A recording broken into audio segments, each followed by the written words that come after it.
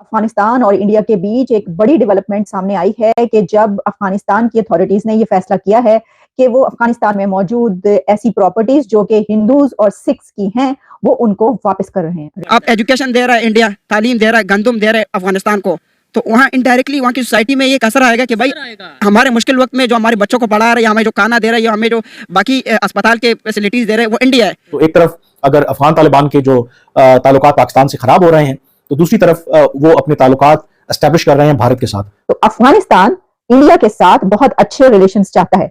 अफगानिस्तान की तरफ से ये एक बहुत पॉजिटिव जेस्चर है, ये कहना है इंडिया का। अफगान तालिबान आएंगे जो पाकिस्तान के दोस्त समझे जाते हैं तो पाकिस्तान में फिर टीटीपी और इस तरह की तंजीमों का वजूद ख़त्म हो जाएगा। लेकिन मामला तो उलट हो गया कि उधर जो ही अफगानिस्तान में तालिबान आए तो इधर इनकी री एमरजेंस हुई, तो ये कैसे हुआ?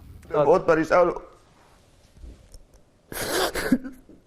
आई एम सॉरी, अब रियली सॉरी जलाल साहब, अब रियली सॉरी, मेरे पास अल्फाज ही नहीं है, मैं क्या कहूँ। क्योंकि यही लोगों का ख्याल था कि अफगान तालिबान जब वो इक़्तिदार में आएंगे वहां पर जो भारत का फुटप्रिंट है वो कम होगा और यही पाकिस्तान की तवक्को थी। लेकिन ये साबित हुआ कि तमाम जो तवक्कुआत थी पाकिस्तान की बिल्कुल उसके बरक्स हो रहा है। और तो अब अफगान तालिबान ये कहते हैं कि जितनी देर भी यूएसए या अफगान के अंदर एंटर रहा है उसकी मेन रीजन पाकिस्तान ही। और ये इंडिया की एक बहुत बड़ी ट्रायम्फ, एक ऐसी जीत, एक ऐसी विक्ट्री है कि जिसमें इंडिया की वो एंगेजमेंट्स जो कि तालिबान हुकूमत के आने के कुछ अरसे के बाद स्टार्ट हुई थी, जिस इंडियन फॉरेन पॉलिसी की एक बहुत बड़ी कामयाबी है। अगर इसको इस तरीके से कहा जाए तो गलत नहीं होगा।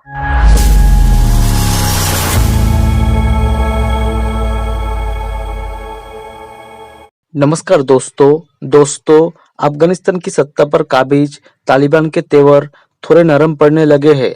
खबर है कि तालिबान अफगानिस्तान के हिंदुओं और सिखों से छीनी गई उनकी जमीनों और संपत्तियां उन्हें वापस लौटाने जा रहा है। अफगानिस्तान की तालिबान सरकार के इस फैसले को भारत की विदेश नीति के लिए भी एक बड़ी कामयाबी माना जा रहा है। वही पाकिस्तान को जलन हो रही है क्योंकि पाकिस्तान के साथ अफगान तालिबान का रिश्ता खराब हो रहा है। कहा जा रहा है कि तालिबान ने ये फैसला ऐसे समय में लिया है जब हाल ही में नरेंद्र सिंह खालसा कनाडा से अफगानिस्तान लौटे हैं। नरेंद्र सिंह खालसा अफगानिस्तान की संसद में हिंदुओं और सिखों के प्रतिनिधि थे। साल 2022 में जब तालिबान ने अफगानिस्तान की सत्ता पर काबिज किया था तब उसने वहां रह रहे हिंदुओं और सिखों की जमीनों भी हड़प ली थी। अफगानिस्तान में हिंदुओं और सिखों की जमीन अधिग्रहण की जांच शुरू कर दी गई है। ये पहल तालिबान के न्याय मंत्रालय की ओर से की गई है। अब एक रिपोर्ट में दावा किया गया है कि तालिबान ने देश भर में विस्थापित हिंदुओं और सिखों को उनकी जमीन और संपत्तियां लौटाना शुरू कर दिया है। तालिबान के पॉलिटिकल ऑफिस के प्रमुख सुहेल शाहीन का कहना है कि हिंदुओं और सिखों की हड़पी गई सभी संपत्तियों को उनके मालिकों को वापस करने के लिए न्याय मंत्री की अध्यक्षता में एक आयोग का गठन किया गया है। अब अफगान तालिबान की इस कदम से कंगाल पाकिस्तान को मिर्ची लगी है। चलिए दोस्तों, इसी पर आगे पाकिस्तानी मीडिया के रिएक्शन देखते हैं। इस वक्त अफगानिस्तान और इंडिया के बीच एक बड़ी डेवलपमेंट सामने आई है कि जब अफगानिस्तान की अथॉरिटीज ने ये फैसला किया है कि वो अफगानिस्तान में मौजूद ऐसी प्रॉपर्टीज जो कि हिंदूज और सिख्स की हैं वो उनको वापस कर रहे हैं, रिटर्न कर रहे हैं land to Hindus and Sikhs. अब ये हिंदूज और सिख कम्युनिटी जो कि इंडिया चली गई थी, क्यों गई थी, ये सारी डिटेल्स आपके सामने रखते हैं।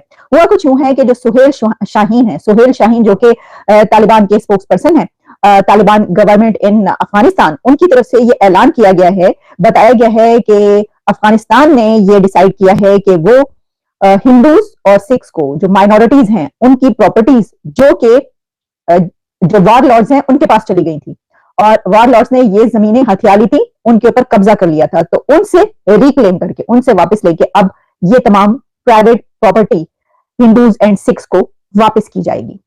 तो अफगानिस्तान इंडिया के साथ बहुत अच्छे रिलेशंस चाहता है। अफगानिस्तान की तरफ से ये एक बहुत पॉजिटिव जेस्चर है, ये कहना है इंडिया का। और ये इंडिया की एक बहुत बड़ी ट्रायम्फ, एक ऐसी जीत, एक ऐसी विक्ट्री है कि जिसमें इंडिया की वो एंगेजमेंट्स जो कि तालिबान हुकूमत के आने के कुछ अरसे के बाद स्टार्ट हुई थी, जिसमें हमने देखा कि इंडिया के national security adviser Ajit Doval भी दुशांबे गए और उसके बाद उन्होंने ऐसी मीटिंग्स और कॉन्फ्रेंसेज अटेंड की जिसमें उनकी मुलाकातें हुई अफगान अथॉरिटीज के साथ। अमीर खान मुत्तकी जो कि अफगानिस्तान की तरफ से वो वहां पर गए इंडिया। अमीर खान मुत्तकी ने अभी कुछ अर्सा पहले इंडिया का विजिट भी किया जहां पर उनकी मीटिंग्स हुई इंडियन अथॉरिटीज के साथ। तो जो अजीत डोवल है एनएसए इंडिया, उनकी ये कारकर्दगी की एक बहुत बड़ी कामयाबी नजर आ रही है। इंडियन फॉरेन पॉलिसी की ये एक बहुत बड़ी कामयाबी है, अगर इसको इस तरीके से कहा जाए तो गलत नहीं होगा।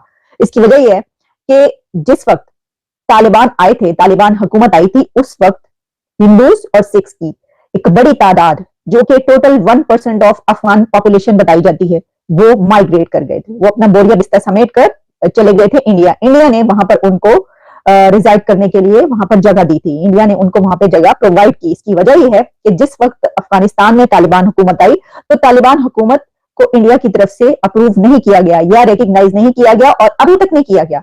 अब आप ये देखिए उनकी फॉरेन पॉलिसी की कामयाबी का अंदाजा ये कीजिए कि अभी तक इंडिया ने अफगान तालिबान गवर्नमेंट को रिकग्नाइज नहीं किया, लेकिन इसके बावजूद अफगानिस्तान की तरफ से जितने भी स्टेप्स लिए जा रहे हैं वो इंडिया के फायदे के लिए, इंडिया को सहूलतें प्रोवाइड करने के लिए, इंडिया को सपोर्ट करने के लिए लिए जा रहे हैं। लेकिन अब अफगानिस्तान और पाकिस्तान के हालात वो हैं कि दोनों एक दूसरे को काट खाने को दौड़ते हैं। आपने देखा होगा, हमने आपको खबरें तमाम पहुंचाई कि किस तरीके से पाकिस्तान और अफगानिस्तान के बीच जो मारामारी हुई है। एक तरफ हम देख रहे हैं कि अफगानिस्तान पाकिस्तान के साथ फाइट करने में दिलचस्पी रखता है, पाकिस्तान के साथ जो है वो ताल्लुकात उसके भीतर नहीं हो रहे, इसके बावजूद के जो बरादराना ताल्लुकात हमेशा से एक वो जो सो कॉल्ड बरादराना ताल्लुकात मुस्लिम उम्मा, वो सब कुछ पता नहीं कहां धरे का धरा रह गया। तो देखिए पाकिस्तान ने 30 मिलियन अफगानीज को अपने मुल्क में रखने के बावजूद फॉरेन पॉलिसी का हाल देखिए कि उनसे इस वक्त ताल्लुकात ऐसे हैं कि जंग तक बात पहुंची हुई है। यकीनी तौर पर जो पाकिस्तान और अफगान तालिबान के जो ताल्लुकात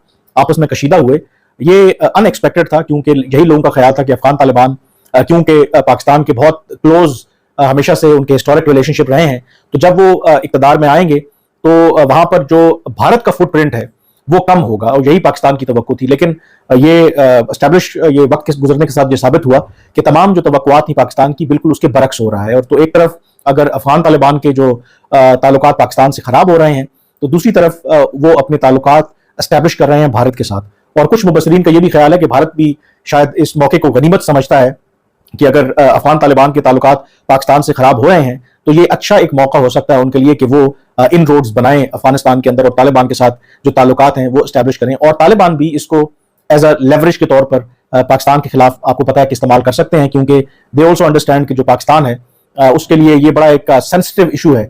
जो भारत की मौजूदगी है अफगानिस्तान के अंदर किसी भी तरह से, वो उसको अपने लिए एक सिक्योरिटी थ्रेट समझता है। जय हिंद दोस्तों, स्वागत है आपका आपके YouTube चैनल जय हिंद पर। वीडियो को लाइक और चैनल को सब्सक्राइब जरूर करें और हम आपके लिए पाकिस्तानी मीडिया के एक से बढ़कर एक लेटेस्ट वीडियो लाते रहेंगे।